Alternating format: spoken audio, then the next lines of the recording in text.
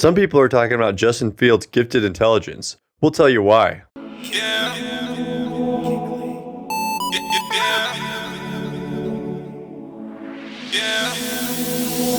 This is real life, little homie, that's why I stayed down. I done came up off that boy, look what I made now. Like Nike, I just do it. Okay, so in the past, it's always been a big deal that quarterbacks need to be smart, they need to be intelligent, right? We've talked about it with Andrew Luck and his, many degrees at Stanford and, what he was doing. That was one of like the highest points of talking with him. There's also been like Justin Herbert, who had the same kind of thing at Oregon, like a 4.0 student at Oregon. And so people were like, he's super intelligent, he's going to be really good. And those quarterbacks both panned out for the most part. Andrew Luck's career was cut short because he chose not to get beat up for the rest of his life. But he played a really smart game, looked like a really good quarterback. Now, Justin Fields, apparently, he took the AIQ, that's the athletic intelligent quotient.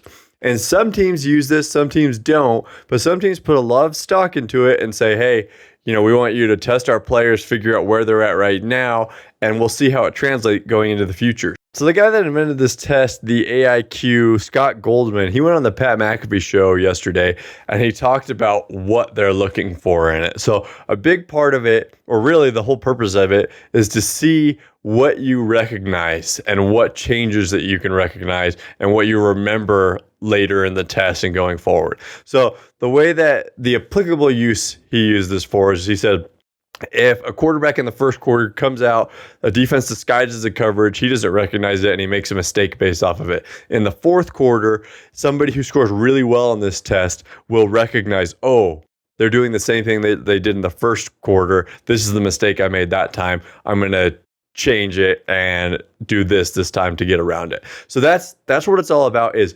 recognizing the field, what's going on in the field, and then also recall, being able to recall quickly the information coming into you and getting it out. Now, earlier, Justin Fields was talked about by some, and it was like they didn't really know. They just heard from other people that the quote that was going around was, he's the last one in, first one out, which is just like an irresponsible thing to say about a person when you don't know that that's true. Like, that's, if you know firsthand and you've been around him and everything, then fine, say that. But if you just heard that, I would say things like, people question his work ethic maybe, but I wouldn't say a statement like that, because it can be like so damaging to their reputation and everything, because then you get like that picture in your head. You're like, wait a minute, my quarterbacks are always first one in, last one out. Like, that's the opposite of what I want. But that was going around.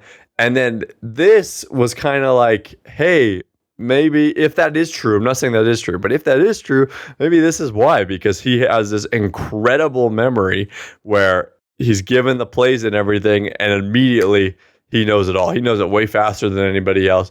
Now, it would still look bad to be the last one in, first one out. But regardless, I don't know if he was actually doing that at Ohio State. I'm not saying he was doing that. But I'm saying he may be able to get away with that and still be the top of the top. Because on this test, 100 is average. If you get a score of 100 on this test, that means you're an average. You can read the field. You can remember plays like an average human being.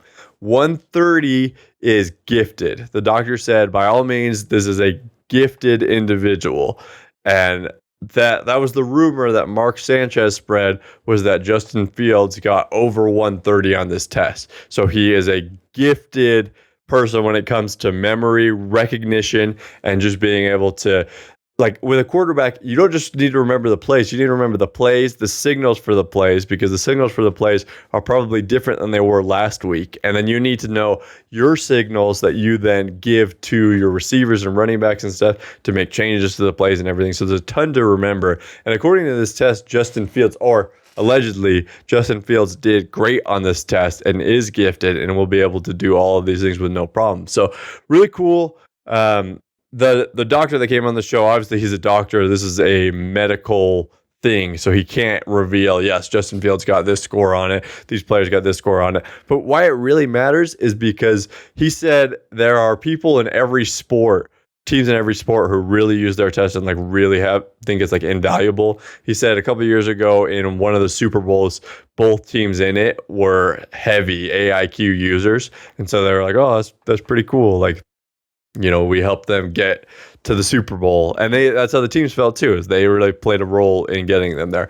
So there are teams in this draft who, if that's true, Justin Fields really did score over 130, that they're going to be like, wait a minute, we trust this test. We know that we've seen this play out before.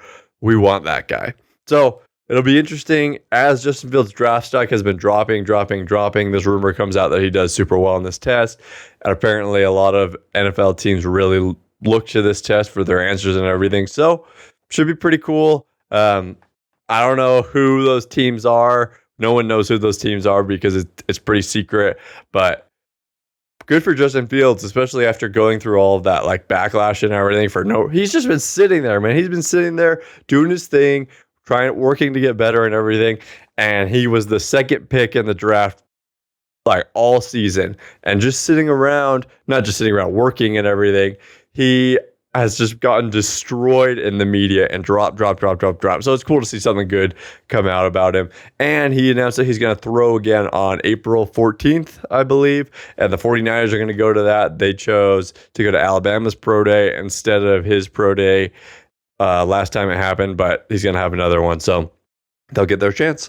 Now let's move on to the NBA. So big news in the NBA. First of all, the Suns and the Jazz as the 1 and 2 team in the West. So obviously we got to touch on that because that's big news. So that went into overtime last night. Super good game. The Suns ended up pulling it off by a score of, let's see, I didn't write down the final score. The Suns won 117-113 in overtime. I think, for me, one of my concerns about the Suns in years past is we all knew Devin Booker was really good, but there are some players who are really good and can score a lot of points, and they're not good at making others around them super good. Chris Paul is the opposite of that. Chris Paul does really good things, but he's also great at getting other people involved. That's one of my knocks against Russell Westbrook, is that I think that Victor Oladipo left and all of a sudden became a stud and an all-star until he had that injury, and now he's not what he used to be. But I think some people just aren't good at making others around them better. I don't know if Devin Booker just learned that from Chris Paul and became better at it, or maybe he was always that way and he just hadn't had the skills around. But seeing him not, care about scoring 50 points a game and just like working harder to win games, I think bodes really well for the Suns. I think what doesn't bode super well for the Suns was the amount of minutes. Obviously, this went into overtime, so everyone's minutes are going to be higher. But Devin Booker played like 44 minutes in this game. Chris Paul played 43 minutes in this game, which is, in the regular season, good, do your thing. But in the playoffs, you're getting that many minutes, it could really affect you and hurt your team going forward. And this was not a case of like anybody had a bad game. Like Donovan went for 41 points in the game. Rudy had 16 points and 18 rebounds, so he was doing his thing. It was really, really good. People at their best playing, and the Suns came away with it. So that was exciting there. The other news I have is the Nets destroyed the Pelicans 139-111, which that in and of itself is not a huge deal. But what is a big deal is Kevin Durant had 17 points in 19 minutes. This was his first game back, and that is terrifying that he had almost a point a minute in his first game back. He can do it all.